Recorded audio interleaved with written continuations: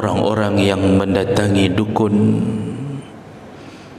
bertanya sesuatu kepada dukun, lalu membenarkan apa yang disebutkan oleh dukun tersebut, salatnya tidak berpahala, tidak diterima Allah Subhanahu wa taala. Walaupun secara hukum sah. Berhati-hatilah, baik mempula pingkui, ya, jangan sampai kita habis-habisan banting badan, kan banting tulang, ya, untuk salat, tahajud, macam-macam kita lakukan. Kita haji, kita umrah, lalu kita macam-macam yang amalan ibadah kita lakukan, tapi ternyata tidak diterima satu pun. Rugi-rugilah kita, serugi-ruginya hamba Allah Subhanahu. Assalamualaikum warahmatullahi wabarakatuh. Alhamdulillahi rabbil alamin. Hamdan katsiran tayyiban mubarakan fihi. Asyhadu an la ilaha illallah wahdahu la syarika lahu wa asyhadu anna Muhammadan abduhu wa rasuluhul karim.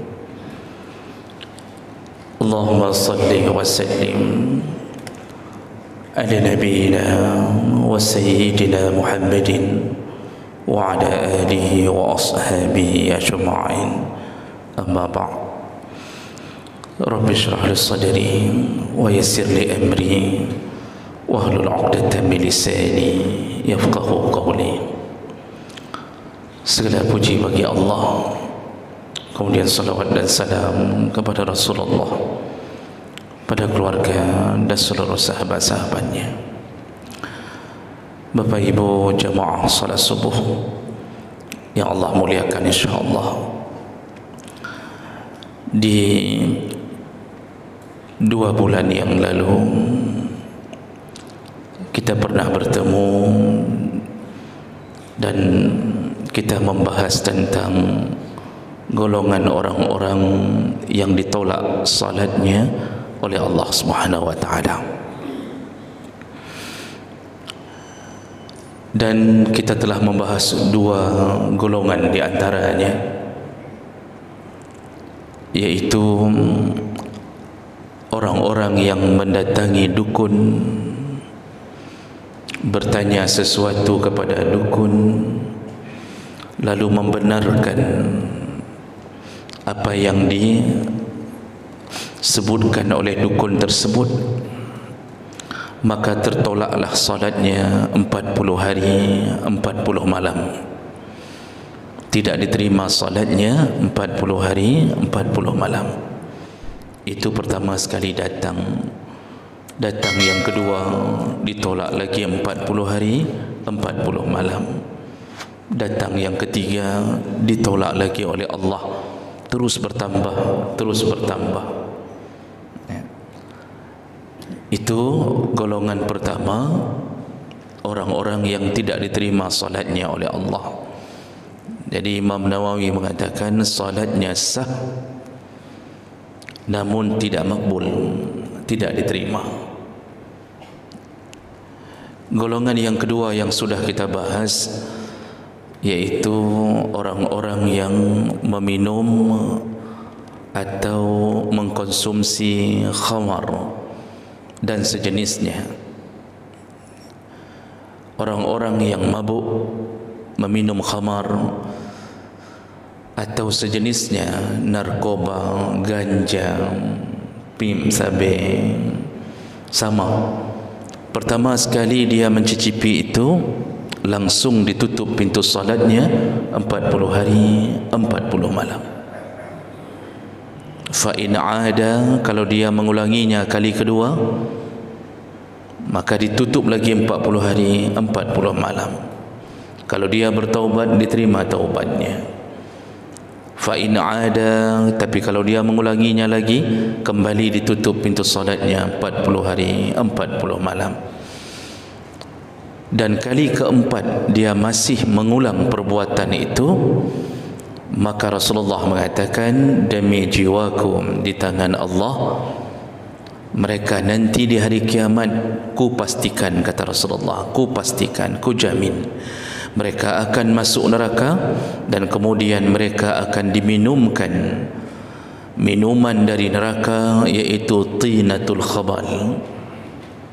Apa itu tinatul khabal ya Rasulullah?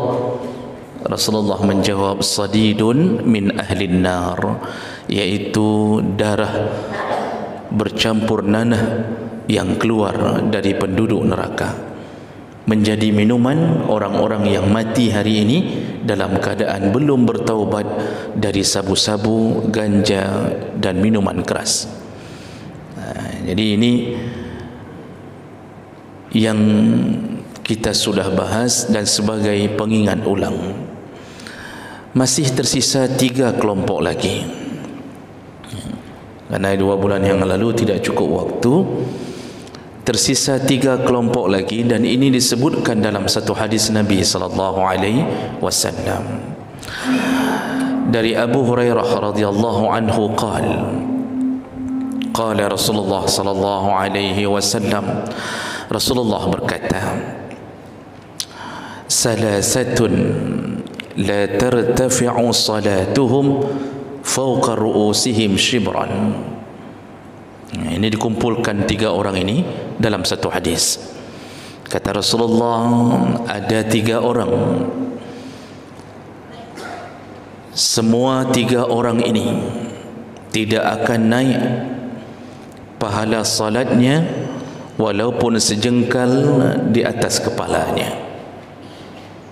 Maksud tidak akan naik pahala salatnya walaupun sejengkal di atas kepalanya, iaitu dia tidak akan mendapatkan pahala salatnya. Salatnya tidak berpahala, tidak diterima Allah Subhanahu wa taala, walaupun secara hukum sah. Karena kita ini untuk mengetahui sah tidak sahnya amal, batal tidak batalnya amal, itu melihat dari syarat dan rukun. Syarat wajib, syarat sah disertai dengan rukun. Kalau semua sudah selesai dapat, maka amalan itu sah, amalan itu tidak batal. Namun pertanyaan berikutnya, diterimakah? Masuk kantor sudah, fingerprint dari tadi pagi sudah, ya. Kerja di dalam kantor sudah, sampai asar lalu pulang, sebulan kita bekerja, dicek ternyata kerjanya ada, orangnya ada. Pertanyaannya, dapat gajikah setelah itu? Kalau sudah kerja sebulan tidak dapat gaji, ini adalah orang-orang yang dibodoh-bodohi, dan dia bodoh, bekerja tapi tidak ada gajinya. Begitulah orang-orang yang salat, semua urusan salatnya sah, cukup syarat wajib, sudah selesai syarat sah, rukun dalam salat terjaga, namun tidak ada gajinya. Mempula pingkui sembahyang tapi hana pahala. Nah, siapakah mereka? Rasulullah mengibaratkan, jangankan pahala salat itu menghadap Allah ke langit, tetapi sejengkal pun tidak diterima, sejengkal di atas kepala pun tidak bisa naik. Nah, hadis ini sahih riwayat Ibnu Majah. Nah, siapakah dia yang jemaah melakukan Allah? Yang pertama, rajulun amma qauman fahum lahu karihun. Orang yang pertama yang salatnya tidak akan pernah berbuah pahala, tidak akan pernah diterima oleh Allah Subhanahu wa taala, yaitu seseorang yang memimpin satu kaum dan kaum itu benci kepadanya. Dia pimpin satu lingkungan, baik lingkungan besar seperti presiden, gubernur, wali kota, camat, kecil, ataupun dia pimpin satu lingkungan kecil. Apakah dia kapling, ketua lingkungan, kepala lingkungan, ataukah dusun, ya. Semua mereka, kalau seandainya orang yang dipimpinnya benci kepadanya, maka salatnya pemimpin ini tidak akan pernah diterima oleh Allah Subhanahu wa taala. Tidak akan pernah. Dan Nabi tidak akan melanggar janji dengan mengatakan termaafkan, termaafkan. Tidak. Pemimpin tidak akan diterima salatnya kalau rakyatnya membencinya. Namun yang perlu jadi catatan, benci apa yang dimaksud? Maka dijelaskan oleh para ulama, yang dimaksud benci di situ adalah benci karena urusan syariat, bukan benci pribadi. Jadi kalau benci pribadi itu tidak dihitung sebagai sumber yang menyebabkan pemimpin itu tidak diterima salatnya. Tapi benci rakyat kepada pemimpinnya karena urusan syariat. Bagaimana urusan syariat? Rakyat benci karena pemimpin menghabisi uang rakyat. Rakyat benci karena pemimpin korupsi. Rakyat benci pemimpin mengambil uang haji milik rakyat untuk digunakan sebagai kebutuhan pribadi mereka. Rakyat benci di saat tahu ternyata pemimpinnya adalah tukang berzina. Rakyat benci karena tahu pemimpinnya setiap malam main game judi online. Rakyat benci karena dia tahu pemimpin ternyata memakan proposal anak yatim, yang ternyata anak yatim itu tidak ada di kampung itu. Rakyat benci ketika keluar uang vaksin kemudian dihabisi oleh satu orang pemimpin, tidak diberikan kepada yang berhak. Rakyat benci karena beras raskin pun tidak sampai ke rumah orang miskin.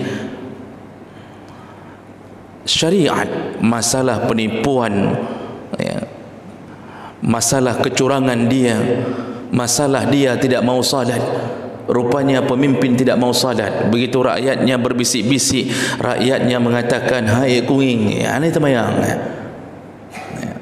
aneh temayang, gaduh main batai dari malam sampai subuh. Ada yang model begini, Bapak Ibu yang Allah muliakan.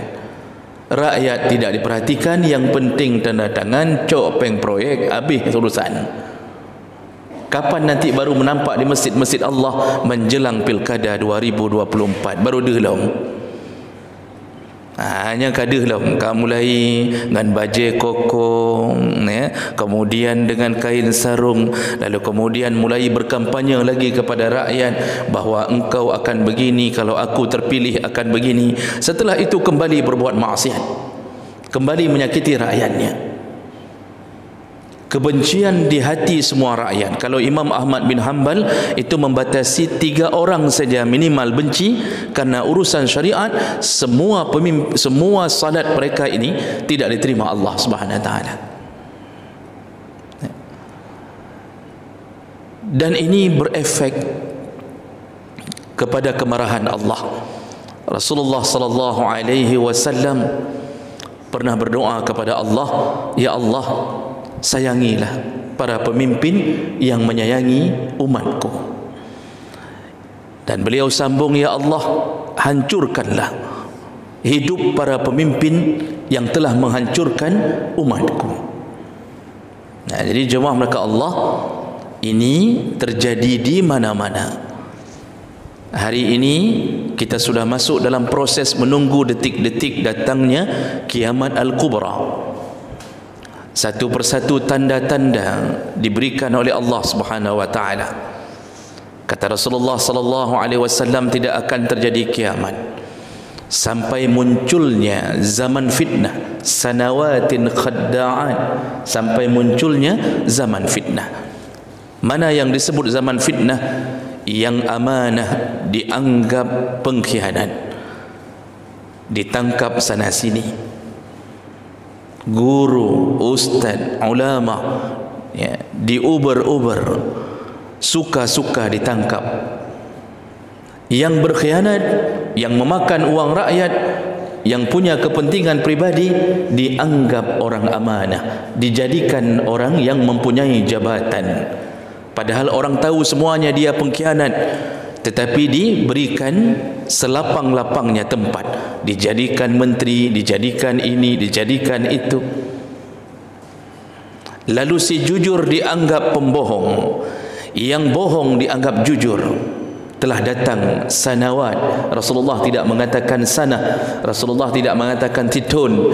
Sanawat, kejadian itu akan terjadi bertahun-tahun lamanya. Sampai kapan terjadi? Puncaknya ketika pemimpin mereka datang, yaitu Dajjal Al-Masih. Ini puncak fitnah terbesar. Kata Rasulullah, tidak ada yang lebih aku khawatirkan fitnah kepada umatku kecuali datangnya Dajjal. Seandainya aku masih hidup, maka aku sendiri yang akan melawan dengan Dajjal. Dan ini telah datang zaman itu.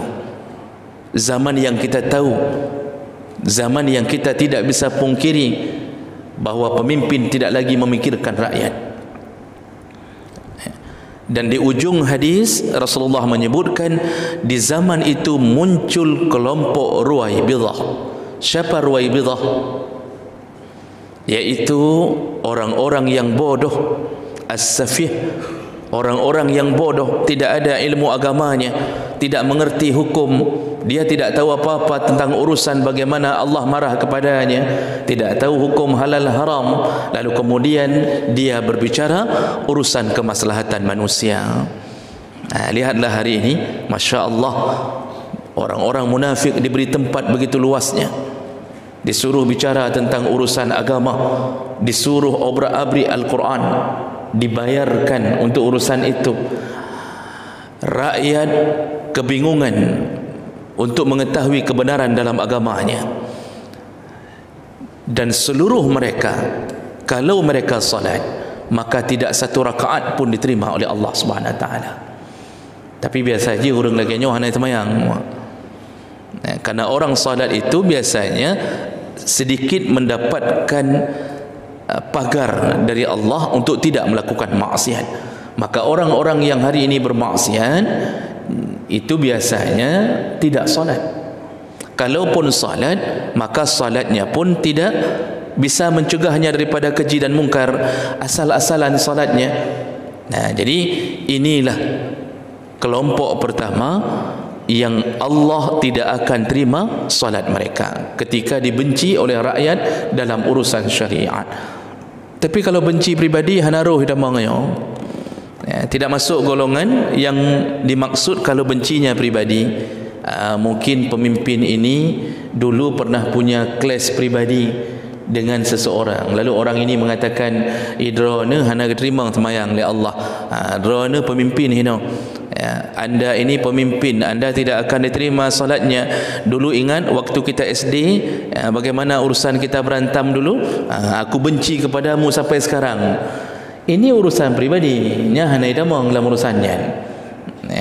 Makanya kalau kita baca fikih jemaah melaka Allah, kalau kita baca fikih, 3 mazhab selain mazhab Hambali itu mengatakan bahawa makruh menjadikan imam di dalam salat imam yang fasik, imam yang ahli maksiat, makruh. Imam Syafi'i dengan tegas dalam seluruh kitabnya, kitab-kitab mazhab Syafi'iyah, dengan tegas mengatakan makruh mengikuti imam yang fasik. Jadi salatnya tidak diterima, tapi kita jadikan supir. Kita naik mobil L300, supir mabuk, nyan yang dah pakai jaga supir. Bagaimana nasib kita di dalam mobil itu? Maka imam yang dijadikan di dalam masjid mengimami jamaah yang banyak, padahal di luar masjid mungkin dia mengenakan celana pendek di atas lututnya, mungkin dia di luar masjid ternyata seorang pemakan riba, kamelabu ngeribang, gaduh pinjam peng-peng aju-aju, uro dan keimum, pulang dari bank konvensional ambil wang pinjaman, kemudian duhur berdiri jadi imam, padahal dia baru melakukan dosa besar. Kata mazhab Syafi'i dan Hanafi dan Maliki, makruh, jangan ikut dengannya. Kalau engkau tahu, maka pindahlah, jangan menjadi makmum di belakangnya. Jadi imam fasik ini ditolak dalam pandangan jumhur ulama. Kalau Imam Hambali itu bukan makruh mengatakan, Pak, langsung haram, tidak sah salatnya. berimam kepada imam yang fasik, kecuali kita tidak tahu. Kita tidak tahu ternyata imam ini di Medan ternyata pernah berzina dan belum taubat. Saya kagak berangkat ke Medan, kagak sewa hotel contohnya, tapi begitu pulang ke Aceh menjadi imam solat. Kita tidak tahu. Kalau kita tidak tahu, maka hanya urusan imam itu dengan Allah Subhanahu wa taala. Jadi nyantingkat gebahas bahawa jangan jadikan pemimpin di antara kalian orang-orang yang fasik. Nah, bagaimana kalau sudah terjadi sampai 1-2 orang berangkat tidak mau lagi salat ke masjid gara-gara si imam itu diketahui ternyata imam fasik, kerjanya main judi, mengupat dengan tetangga, tidak baik akhlaknya. Selayaknya bukan kita yang terus-terusan meninggalkan masjid itu, tapi selayaknya pengurus mencabut kekuasaannya di masjid itu. Baik pejeli ke imam daripada urang gadah siroro, tidak ada yang mau lagi salat di situ, pakan imamnya. Imam mabuk je ke imam. Maka seharusnya tu halapan bermusyawarah dan ko imam syekh bermusyawarah, langsung cabut kekuasaannya, jangan jadikan dia imam. Hari ini kadang-kadang kita ini aneh, tidak bersandar kepada hukum. Asal imam sudah cantik suaranya, bisa hafal 30 juz, kita anggap sebagai orang yang paling layak untuk jadi imam, padahal kita tidak lihat akhlaknya. Tetap melihat akhlak, melihat bagaimana dia di belakang kerja imam, itu menjadi standar. Boleh tidak menjadi seorang. Ini jawab mereka Allah Subhanahu wa taala. Ini kelompok pertama dalam hadis ini yang kalau mereka salat tidak diterima salatnya oleh Allah Subhanahu wa taala. Kemudian kelompok kedua, wa imra'atun batat wa zawjuha sakhitun 'alayha. Kelompok kedua yang ditolak salatnya oleh Allah yaitu perempuan-perempuan, para isteri. Ada apa dengan isteri ini? Isteri-isteri yang batat, kata Nabi. Wa imra'atun batat, isteri-isteri yang batat. Ini yang batat. Ini batat bahasa Arab, bukan batat bahasa Aceh. Kebetulan mirip, tapi maknanya juga sama. Apa itu batat? Yang sudah tertidur. Isteri-isteri yang sudah tertidur sedangkan suaminya belum memaafkan kesalahannya. Suaminya sakhit 'alaiha, masih murka kepada isteri itu. Selama kemurkaan itu terjadi, belum memaafkannya, maka si isteri apapun salat yang dia lakukan, baik salat fardu maupun salat sunnah, tidak pernah diterima oleh Allah Subhanahu wa taala. Ini tentunya menjadi peringatan bagi para isteri. Kenapa tidak disebutkan untuk suami? Karena kebetulan hadis ini berbunyi masalah isteri. Suami lebih berat daripada isteri sebenarnya, tapi dalam hadis yang lain menyuruh suami kan sembahyang mentang anak terima. Malah kalau dia menghancurkan kehidupan istrinya, menzalimi istrinya, dia pukul, dia tendang, dia tempel ke dinding istrinya, yang model yang tidak beri nafkah, pergi lari, setelah punya istri 3 orang anak, dia melarikan diri berangkat ke Malaysia, kemudian di sana kahwin dengan Kak Ros. Bapak kenal Kak Ros? Itu kakaknya Ipin Upin kan kalau yang kahwin. Dia kahwin di sana rupanya. Dia tinggalkan Kak Ros yang di Aceh. Ini Kak Ros yang di Aceh sampai harus jualan lontong untuk menghidupi anaknya yang 3 orang ini. Dilako GMN ke Malaysia, hana gua, tidak ada nafkah, tidak ada apapun. Ini bukan hanya salatnya, bahkan dia termasuk orang yang paling dilaknat di muka bumi, dan langsung neraka. Apa bedanya dengan hadis ini? Kalau istri disebutkan tidak diterima salatnya sampai suaminya memaafkannya, selesai urusan. Jadi ketergantungannya adalah kepada suami, kepada maafnya suami. Sedangkan suami, walaupun dia minta maaf kepada istri dan istri sudah memaafkannya, selama belum bertaubat kepada Allah, tidak akan pernah diterima maafnya. Makanya lebih ringan urusan istri. isteri berbuat khianat kepada seorang suami, dimaafkan oleh suami, maka termaafkanlah seluruh apa yang dia lakukan. Maka dalam hadis ini disebutkan, isteri kalau dimurkai oleh suami dan isteri itu sudah tertidur tapi masih dalam murka suami. Kenapa Rasulullah menyebutkan sudah tertidur? Pertama, perempuan yang tertidur itu biasanya menimbulkan iba. Ya, kita kalau anak-anak kita batat, tungang, ya, itu kita cubit, kita macam-macam kita lakukan untuknya, kita marahi. Tapi begitu sudah tertidur, kita lihat wajahnya ada rasa iba. Kadang-kadang kita menyesal, pekan kupoh saja. Wajah waktu tidur itu wajah memelas. Isteri juga begitu. Isteri yang sudah tertidur muncul wajah yang iba, tapi karena sakitnya hati suami, ternyata wajah yang iba itu tidak bisa membuatnya memaafkannya. Sudah tertidur pun suami masih marah kepadanya. Maka besok subuh kalau dia salatnya tidak diterima Allah. Duhur salat tidak diterima Allah. Qabliyah subuh tidak diterima Allah. Ba'diyah duhur, qabliyah duhur tidak diterima Allah, sampai suaminya memaafkannya. Jadi urusannya urusan horizontal, hanya dengan suami. Maka dia harus mendapatkan maaf dari suaminya.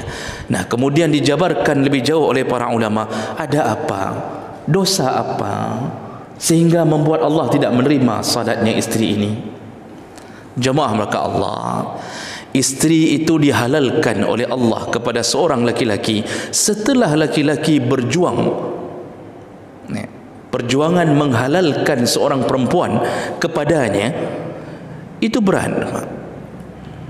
Jadi orang laki-laki ini mengumpulkan harta sedikit demi sedikit untuk menahan-nahan nafsunya. Dia tidak berzina, dia tidak pacaran, ya, dia tidak melakukan hal-hal yang maksiat, dia tidak lampiaskan syahwatnya dengan menonton filem porno. Dia tahan habis-habisan. Kenapa? Satu harapannya, kalau sudah terkumpul uang, maka dia akan melamar seorang wanita. Dia berharap semua yang diharamkan menjadi halal baginya. Maka kadang-kadang perjuangan itu berat, Pak. Mau menikah itu kadang-kadang pikiran kita panjang sekali. Maka banyak yang belum menikah kadang-kadang tidak cukup harta. Apalagi orang yang dicintainya mengatakan 50 manyam. Waktu disebut 50 manyam, red hati depak. Dari dada jatuh ke kaki. Langsung tutup, kepala kita tertutup. Ya. Hana dehli donyanya. Untuk 10 manyam saja kita apa-apa. 10 manyam saja kita harus kumpulkan sedikit-sedikit. Kita kerja sebagai honorer, gaji 1,5 juta untuk makan, untuk minum, untuk hidup, menghidupi lampu di rumah kita saja tidak sanggup. Lalu kita harus kumpulkan sedikit-sedikit tabungan untuk bisa mendapatkan manyam itu. Tapi kita terus berjuang. Kita berharap-harap semoga turun warisan. Namanya kamu harap turun warisan kan berarti kamu harap mati ayah ada. Ada orang yang modal begitu, merempok berkahwin kecuali mati ayah ada baru merempok. Subhanallah, beratnya perjuangan. Belum lagi uang hangus. Itu selain manyam ada uang hangus, Pak. Kita kasih uang dihanguskan. Tuh tepeng. Apa uang hangus itu? Isi kamar, subhanallah. Hangoh. Dulu kita tidak pernah bermimpi untuk membeli isi kamar dengan model jepara, lemari begini, kasur begini, harus begini, tidak. Begitu mau kahwin itu dulu yang disebutkan. Elung halun terima kecuali neblo sabuh paket isi kamar. Belilah kita jepara satu paket 60 juta, ngangan lemari, ngangan kaca ubud di ke lemari kan. Ujung-ujung kita harus siapkan uang puluhan juta untuk bisa menghalalkan semua syahwat yang kita tahan-tahan hari ini. Begitu terjadi ijab kabul. Alhamdulillah di saat itu yang dulu diharamkan menjadi halal. Namun apa yang terjadi? Ternyata Allah marah sekali kepada para isteri. Setelah Allah halalkan dengan perjuangan seorang laki-laki, tiba-tiba dia mengharamkan dirinya sendiri. Nyawa ke nyawa yang pegat Allah hanya kerimang temayang urinang. Bagaimana dia mengharamkan sendiri? Ketika diajak oleh suaminya untuk melayani kebutuhan biologisnya, ya, jadi yang wajib bagi seorang perempuan itu, bagi seorang istri, itu amalan wajib dalam rumah tangga. Itu satu pusatnya, satu yang amalan wajib dalam rumah tangga, yaitu melayani hubungan dengan suaminya apabila suami memintanya. Itu tidak peduli selama sehat, bukan berhalangan, tidak sedang COVID, tidak demam tinggi, yang tetap harus layani, hanya kenahan. Itu amalan wajib. Itulah yang paling dimurkai Allah kalau ditolak oleh seorang istri. Sedangkan amalan yang lain itu semuanya sunnah. Menyapu rumah sunnah, memasak nasi sunnah, membersihkan di depan rumah, siram bunga sunnah, kemudian mencuci baju sunnah. Yang mandum sunnah, pegang kopi sunnah, pegang teh sunnah, cok roti ke peduk di ke lako sunnah. Semuanya urusan-urusan itu menambah pahala. Tapi yang paling wajib melayani hubungan ketika suaminya meminta. Makanya kalau urusan ini tidak diberikan oleh seorang istri, Allah marah. Setelah lelah seorang suami untuk menghalalkan yang haram, tiba-tiba dia dapat yang haram lagi, diharamkan sendiri oleh istri ini. Makanya Nabi mengatakan, barang siapa yang diajak oleh suaminya lalu dia menolaknya, fa'abad, dia menolaknya, la'anathal malaikatu hatta tusbih, maka istri itu dilaknat oleh malaikat sampai subuh. Di malam hari suami mengajaknya, tapi kemudian istri tidak ada alasan, tidak ada uzur, lalu kemudian ditolaknya permintaan suami, dilaknat oleh malaikat istri ini sampai subuh. Malaikat kalau sudah melaknat, yang dahsyat, bukan melaknat sekali dua kali, sepanjang malam menuju subuh dalam laknat malaikat. Hadis yang berikutnya disebutkan oleh Rasulullah, tidak menolak langsung tapi menundanya, itu pun dilaknat. Jadi jam 9 suami sudah berdeham-deham, dia katakan ke isterinya, kena aju kasih ke pemati TV aju. Kata si suami, matikan TV. Nyapa si kurang. Isteri mengatakan, bacut tu sinetron cukup mantapnya. Ni nyo sinetron Hidayah. Tapi dia tidak pernah dapat hidayah. Sudah 20 tahun nonton sinetron Hidayah. Ditundanya tiada. Jam 10 dideham lagi oleh suaminya. Kaja kapal sipluhnya kajian. Tidak juga. Katanya anak muda dalam sinetronnya masih hidup. Dia tunggu mati anak mudanya. Jam 11 deham suami sekali lagi, tapi antaranya ngehan, mulai selio-selio pak. Sudah mulai antara tertidur dengan tidak. Di deham-deham, isteri tetap tidak mau datang. Sampai ketika dia datang, suaminya telah tertidur, mukanya muka monster, bengedat. Lam tengut mukerok muka ke. Apa kata Rasulullah sallallahu alaihi wasallam? Dilaknat oleh malaikat isteri ini karena menunda-nunda sampai dimaafkan oleh suaminya. Itu yang paling penting. Kenapa? Kalau seandainya urusan lain ada jalan keluar. Isteri tidak mau masak nasi, jalan keluarnya tinggal beli nasi bungkus saja. Apalagi hari ini Masya Allah nasi bungkus cukup banyak modelnya pak. Mau ayam gepek, ayam penyet, ayam tangkap, ayam lepas, belum lagi buah Aceh model segala macam. Mudah urusannya. Bahkan mungkin mangat po kedai pegat daripada perumah dia pegat. Tidak mau masak nasi, ada jalan keluar. Tidak mau sapu rumah, tinggal panggil tetangga yang agak lumayan membutuhkan wang, suruh sapu rumah. Oh, tidak mau siram bunga, tetangga juga bisa disuruh siram bunga. Tidak mau urus anak, panggil babysitter. Panggil babysitter, you permen anak kedanya, bayar. Tidak mau antar anak ke sekolah, ternyata ada tukang becak bisa antar. Semuanya bisa dilakukan, apapun dia bisa diganti. Tapi ketika itu tidak mau, adakah istri bungkus? Di mana kita beli istri bungkus untuk menggantikan istri yang tidak mau? Perlukah kita menuju ke laundry untuk menikah dengan orang laundry karena dia tidak mau mencuci baju? Kalau tidak cuci baju tinggal bawa ke laundry, tapi begitu itu tidak mau, akhirnya kita terpaksa menikah dengan orang laundry jawabannya. Makanya menyonyan hang getim tanpa uzur, yang terjadi apa? Pasti maksiat, pasti maksiat. Pasti si suami ujung-ujungnya selingkuh, berzina, jajan di luar. dalam tanda kutip, atau paling kurang mohon maaf melakukan hal-hal yang dilarang Allah seperti onani dan segala macam, pasti ujungnya ke situ. Kenapa? Syahwatnya laki-laki Allah telah halalkan melalui isteri yang halal, ternyata isteri yang halal ini mengharamkan dirinya kepada suaminya. Terlaknatlah dia, salatnya tidak diterima Allah, bencinya Allah kepada dia. Makanya ini hati-hati dalam urusan-urusan seperti ini, ya.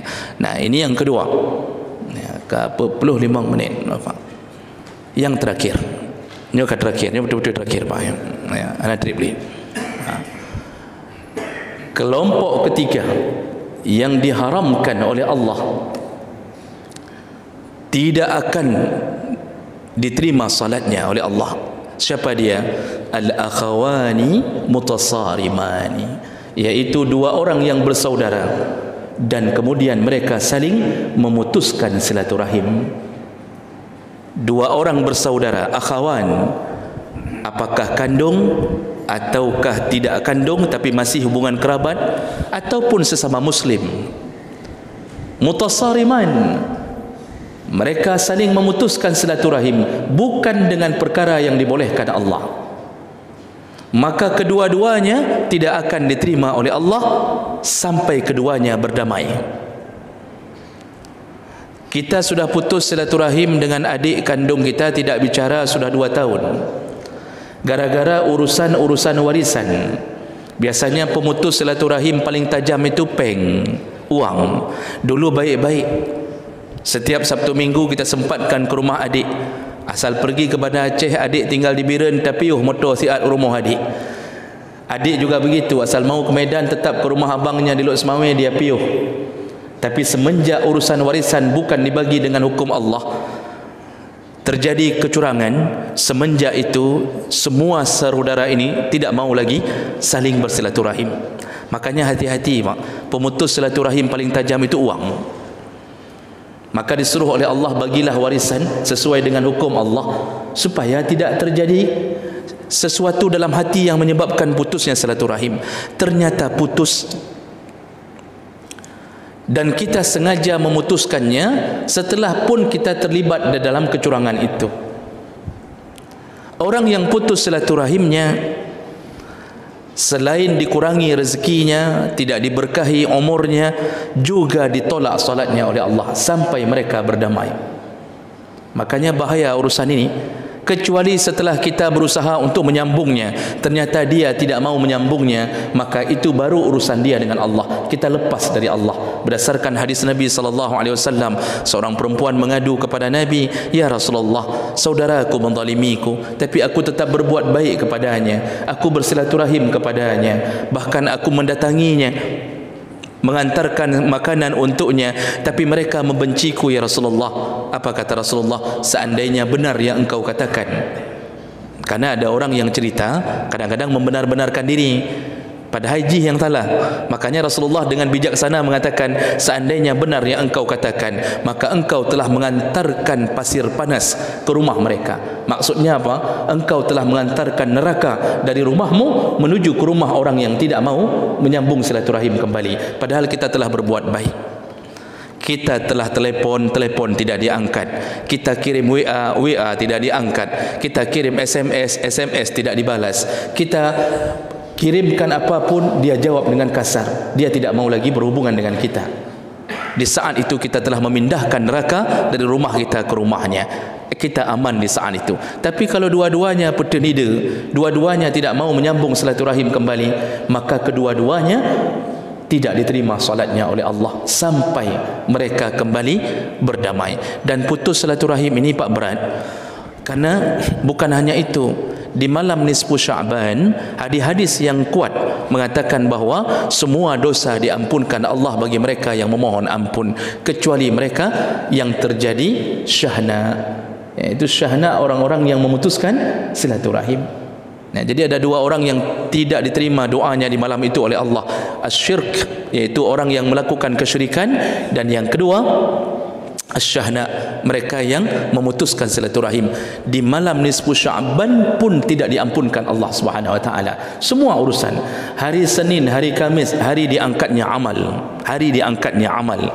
Rasulullah mengatakan juga tidak diterima puasanya orang yang berpuasa Senin dan Kamis bagi mereka yang juga jatuh ke dalam syahna, iaitu pemutus silaturahim. Ada puasa Senin Hamis hana diterima oleh Allah gara-gara putus silaturahim.